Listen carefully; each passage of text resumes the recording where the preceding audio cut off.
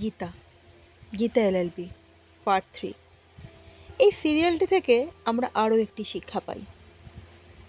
জানেন তো, একটা কথা আছে, ফাঁকা কলসি আওয়াজ বেশি।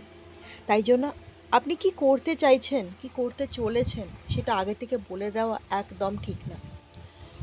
এই সিরিয়ালটির মাধ্যমে আমরা দেখতে পাই যে যিনি গীতার বাবা, তার অপমানের জবাব একদিন তিনি দিতে পারেননি, কিন্তু তার মেয়ে কোনো মুখে কথা না বলে কাজে করে দেখিয়েছে এবং তার বাবার অপমানের জবাব সৎ পথে সৎভাবে দিয়েছে।